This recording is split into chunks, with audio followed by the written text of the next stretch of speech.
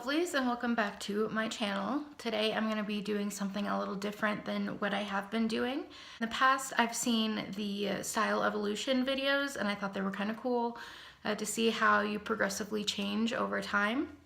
So that's what we're going to be doing today. Hope you guys like it and keep watching.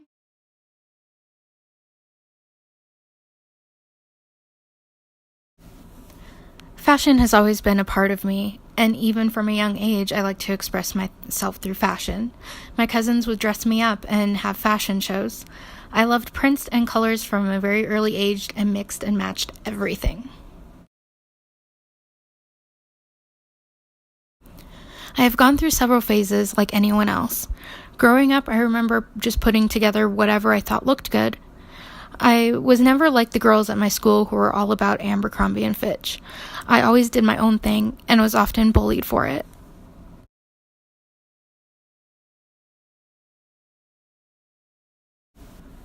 In elementary, it was random things like wearing jeans under dresses. I tried to experiment a little more when I got into 5th and 6th grade. I remember I had these jeans I got at JCPenney that had corset ties at the bottom. Those were my favorite pair of pants. I also remember trying to shop at Old Navy in 6th grade, and I got this blue and pink polo top with a white collar. It didn't feel like me, though.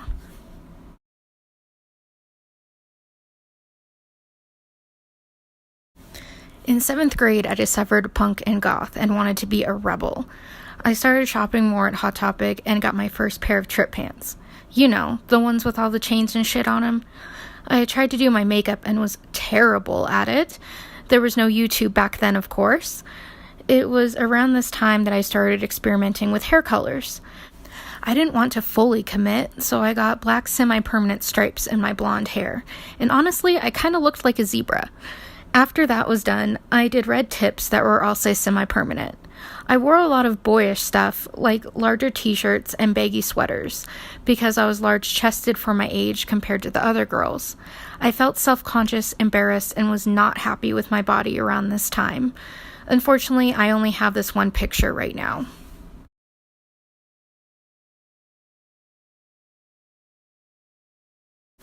High school rolled around and I was still into the goth thing, but stopped wearing baggy items and looked for tighter fitting options, because boys, duh. I started wearing more dresses and skirts with fishnets and platform boots. I also added more jewelry like those plastic bracelets and began to get more piercings like my labrae. I wore a lot of lace, spikes, and Victorian type things. My makeup was very heavy and still looked super shitty. I wanted to look like the alternative models I saw on Vampire Freaks, so I shaved my eyebrows and drew them on every morning. Why did I think that was a good idea? I also ditched my blonde hair and went full black. I put some color in every once in a while, like purple peekaboo, purple bangs, and teal, just to name a few. I had very few friends and hung out with the outcasts. Mostly I hung out with 1 or 2 people. A lot of people just thought I was weird. I was often called names and had rumors spread about me. I had a lot of stuff going on at home, and my school life wasn't much better. I was angry at the world and myself. Once the middle of my senior year came, my makeup started to lighten up. I didn't cake it on like I once did, and I grew out my brows to their natural state. I also had black hair still, but did my bangs blonde.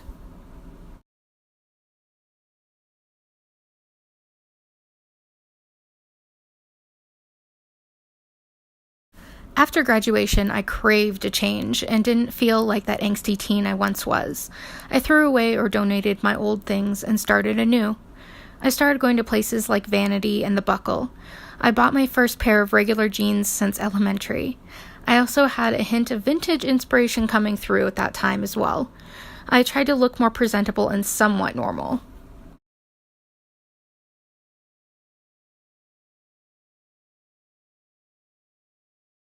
When I moved to California in 2011 for college, everything changed. I had access to so many different stores that I didn't have back home in Montana. I started going to Forever 21 and Tilly's a lot because they were affordable and close by. I didn't want my black hair anymore, so I chose a burgundy.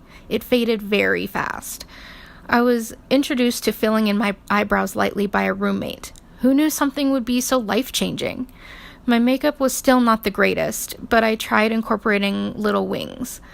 I ended up not liking the burgundy because it was way too much upkeep. I was done experimenting with my hair and wanted my original blonde back. It was so hard to get the red out, and at first it was a weird yellowish blonde.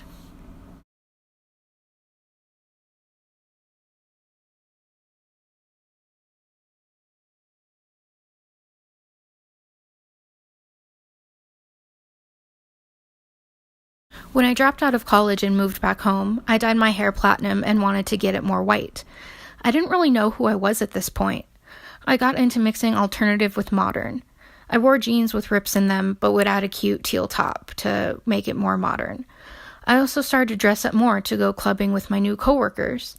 I then discovered skinny jeans, and my world changed. I started shopping at Rue 21 a lot during 2013 and got into patterns again, especially polka dots.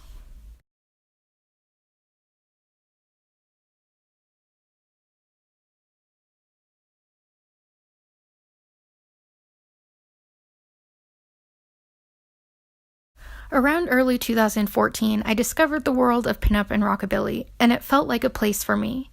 It made sense. I loved watching old movies, listening to old music, antiquing, and I incorporated a little vintage style in the past. Oh, and the glamour. I was so inspired, and I wish I discovered it sooner. Since I was a newbie, I got my very first vintage-inspired dress at Hot Topic. It had sparrows, roses, and skulls on it.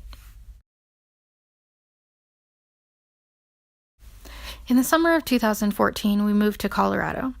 At first, I still didn't know where to start with my vintage wardrobe, so I just wore what I had for a while. Then after being here for a couple of weeks, I finally felt like I could be my real self for the first time. I didn't feel like I had to pretend to be someone I wasn't. I continued to practice on my hair and makeup. I continued to research and discovered pinup girl clothing. I fell in love with the designs, the patterns, the colors. I wanted so badly to embrace myself in the culture. My very first item was the Deadly Dames black capris. I had side bangs that grew out, but that's when I made the change to Betty bangs.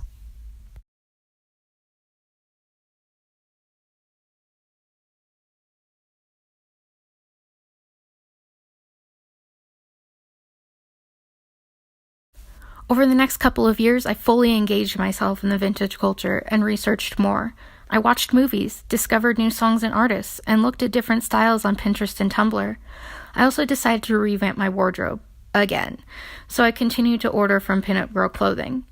I discovered other brands like Unique Vintage, Stop Staring, Bait, Collective, and Splendette.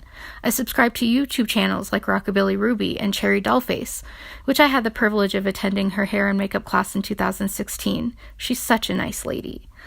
I also began to purchase lingerie and undergarments as well as shoes and bracelets.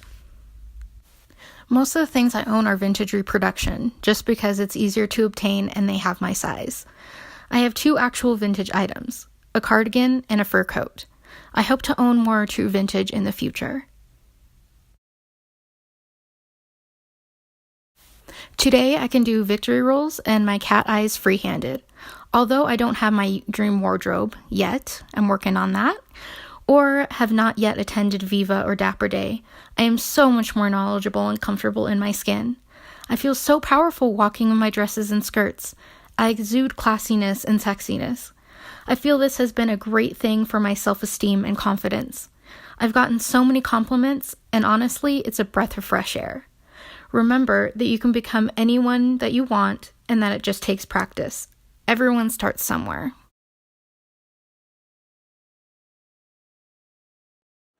Thank you so much for watching this, and as always, if you liked this video, please give it a thumbs up and make sure to subscribe. Bye!